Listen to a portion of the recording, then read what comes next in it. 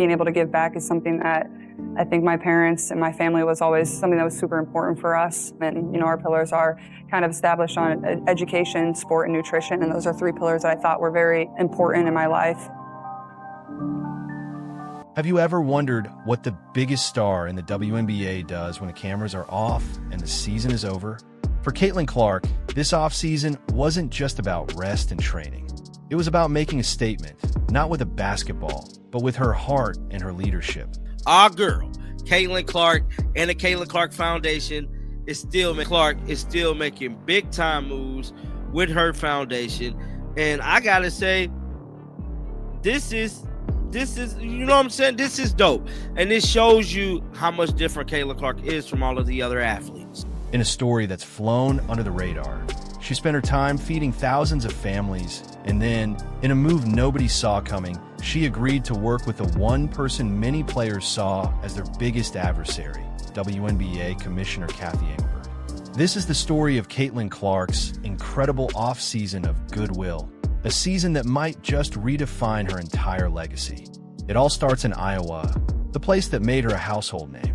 While most of the sports world was quiet, waiting for the next season to begin, Caitlin Clark and her foundation were making moves. Big moves. We're not just talking about a photo op or a small donation. We're talking about something that shows a level of commitment you rarely see from an athlete so young. You see, before every Indiana Fever game, win or lose, you can find Caitlin Clark surrounded by a sea of kids. She's there, patiently signing every piece of merchandise, every photo, every scrap of paper they hand her. For her, it's a simple way to inspire the next generation to chase their dreams. But she knows that inspiration alone isn't enough. Real change requires action. That's where the Caitlin Clark Foundation comes in. Whatever it is, I think that can mean the world to them, change their life, because that's what it was for me growing up, whether it was an athlete I wanted to be or was inspired by. I have countless stories of that, so I feel like they impact me just as much as I impact them, and for me, that's what's special. There we go. You play basketball? Founded in 2023, its mission is simple but powerful: to improve the lives of young people and their communities through education, nutrition, and sports.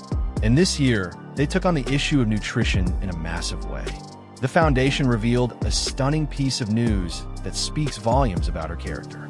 In a time when so many families are struggling, when things like food stamps and SNAP benefits are being stretched thin, Clark decided to step up. She didn't just talk about the problem, she did something about it. Her foundation partnered with Hy-Vee, the supermarket chain that has been one of her biggest sponsors since 2021. Together, they launched a simple but brilliant campaign. If you've shopped at a Hy-Vee, a Dollar Fresh Market, or a Fast and Fresh store, you might have heard the question at the checkout: would you like to round up your purchase for the Caitlin Clark Foundation? It's a small ask, just a few cents here and there. But those cents added up to something truly monumental. Thanks to the generosity of thousands of everyday shoppers, this campaign raised an incredible $300,000. Let that sink in. $300,000, all going directly to local food banks. But what does that number actually mean for people in need? It translates to over 3 million healthy meals for families facing hunger across the Midwest. Now, we also know the current state of our country.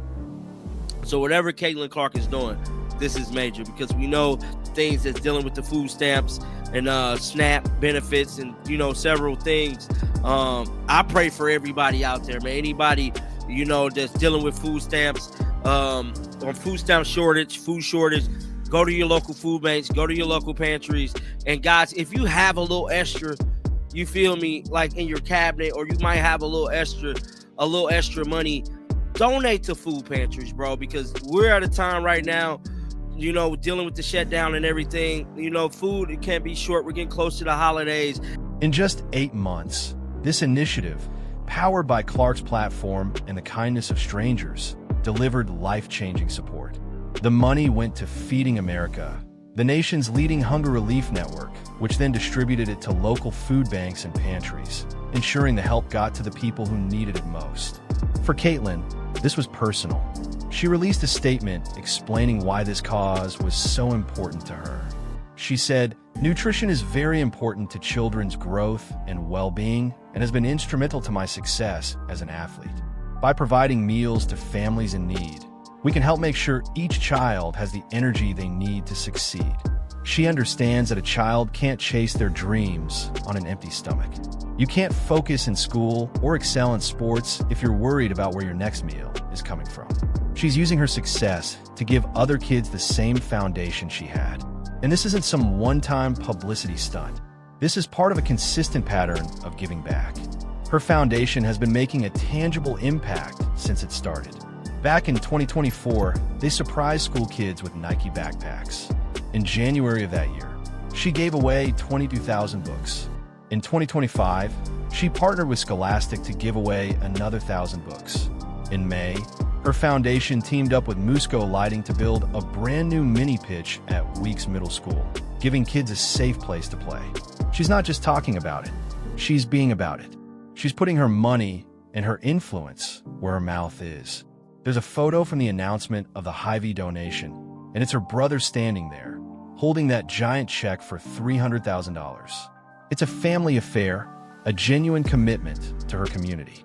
But while Caitlin was making headlines for her incredible generosity, a different kind of storm was brewing within the WNBA. A high-stakes battle was unfolding behind the scenes, one that threatened to shut down the entire league and halt the incredible momentum that she, more than anyone, had helped create.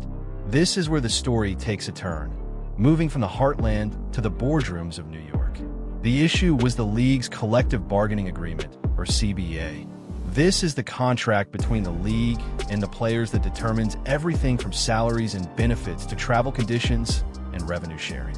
The players had the option to opt out of the current deal, and they took it, hoping to negotiate a better one. This set up a major confrontation with the league's commissioner, Cathy Engelberg. For many players, Engelberg has been a controversial figure. There's been a feeling that she hasn't always operated in their best interest, leading to a lot of grievances and a lack of trust. The negotiations were tense, and a deadline was looming. If the two sides couldn't reach an agreement, the league was heading for a lockout. A lockout would have been a catastrophe. It would mean all league activities would stop. Facilities would be shut down. Players wouldn't get paid. And for a league that was finally experiencing a massive surge in popularity, a shutdown would have been devastating. The Caitlin Clark effect was real, bringing in record viewership, ticket sales, and media attention. A lockout would have killed that momentum dead in its tracks. The players had a choice to make. They could dig in their heels, refuse to budge, and risk a shutdown. Or they could find a way to keep the conversation going. The league, led by Engelberg, offered a 30-day extension to continue negotiations. All eyes were on the players. What would they do? In a move that showed incredible maturity and foresight, the WNBA Players Association agreed to the extension, pushing the deadline to November 30th. They chose negotiation over confrontation. They chose to keep the game going. This decision was huge, and it's impossible to overstate Caitlin Clark's role in it, even if it was behind the scenes. Some analysts argued that the players had more leverage than ever before. In the past, WNBA players didn't have massive endorsement deals or off-court income. Their league's salary was everything. But now, thanks to the rise of nil deals in college and the growing marketability of female athletes, top players have their own brands. They have other sources of income. They could, in theory, afford to wait out a lockout. And yeah, man. So it looked like the negotiations will go on through the 30th, and it's just going to be interesting to see how everything plays out. Somebody said 30-day, yeah. What this means? It all the 30-day means is that instead of it being Halloween tomorrow, everything is going to be, at a lockout to where players can't go to practice facilities and all these different things. They're prolonging it, giving them an extra 30 days to work it out through November 30th. And that's going to be a crazy time too, because that's getting close to the WNBA lottery draft. So if there's a lockout, would there still be a lottery draft? Would it still, how is we going to go about that? Is they going to get another 30-day extension? I don't know, guys. I don't know But the reality is that kind of leverage only applies to a handful of players. We're talking about maybe 5 players in the entire league who have that kind of financial security. And at the very top of that list is Caitlin Clark. With her massive deals with Nike, Gatorade, and State Farm, she is in a league of her own. If anyone had the power to play hardball and say, "Meet my demands or I'll walk," it was her. She could have used her immense influence to push for a fight, knowing her financial future was secure. But she didn't. By supporting the extension, she showed that she was thinking about the entire league, not just herself. She was thinking about the 150 other players, many of whom don't have multi-million-dollar endorsement deals. But what I can tell you is that it's not going to be a lockout, bro. As of right now, the WNBA has come up with a system. It came up with an agreement to basically not have it be a lockout. Now, I told y'all what it was, bro. I told y'all I didn't think that they was going to do it, and they didn't do it. You know what I'm saying? But it is what it is, man. It definitely is what it is. And as of right now, the 2026 season is still underway like normal. And, yeah. She was thinking about the future of the sport that has given her everything. It was an act of leadership, a recognition that what's good for the league is ultimately good for everyone. She chose to work with Cathy Engelberg, the very person many saw as an obstacle for the greater good. It was a pragmatic, business-savvy decision that put the health of the WNBA first. So when you look at Caitlin Clark's offseason, you see 2 sides of the same coin. On one side, you have the compassionate community leader using her platform to provide millions of meals to families in need. On the other, you have the savvy professional navigating complex league politics with a maturity far beyond her years. She's proving that she's more than just a phenomenal basketball player. She's a leader in every sense of the word. She's building a legacy that goes far beyond points and assists. It's a legacy of character, generosity, and a deep understanding of her responsibility to her community and her sport. She's not just changing the game on the court, she's changing it off the court as well. Now, moving on to other news, man, we got to talk about Caitlin Clark because I'm seeing some stuff that I did not see earlier. But it's this Caitlin Clark arrival onto the stage in New York. Caitlin Clark is on full-blown media run right now. What's this? Let's see.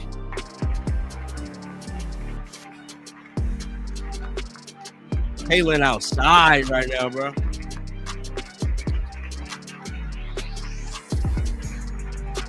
Now see Caitlin.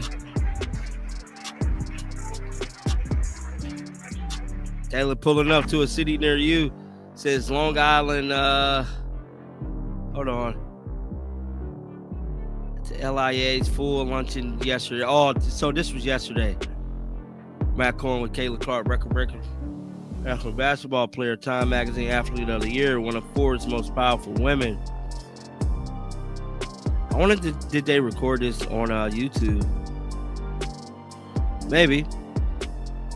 This was Caitlin. So anybody that can play an instrument, I'm jealous of you. That's a skill I wish I had. So, but yeah, sports were kind of a thing. I still wish I could play an instrument of some sort, but I didn't have that skill set. So anybody that can play an instrument, I'm jealous of you. That's a skill I wish I had. So, but yeah, sports were kind of a thing. I still wish I could play an instrument of some sort. So this is Annie Costabile today. I'm gonna get this pulled up on Front Office. Annie Costabile had the chance to be so big, bro. I wish she would have had started her a YouTube channel, man. I just hate that for her. She got to go work for The Athletic. She could have been a power. I mean, Annie is just phenomenal, bro. She could have been so big, bro. I just really hate that she chose to do that. What do you think about Caitlin Clark's off-season moves? Does her work with her foundation and her leadership in the CBA negotiations change how you see her as an athlete? Let us know your thoughts down in the comments. If you found this story as inspiring as we did, do us a favor and hit that like button. Subscribe to the channel for more stories like this, and make sure you turn on notifications so you never miss an update. Thanks for watching, and we'll see you in the next one.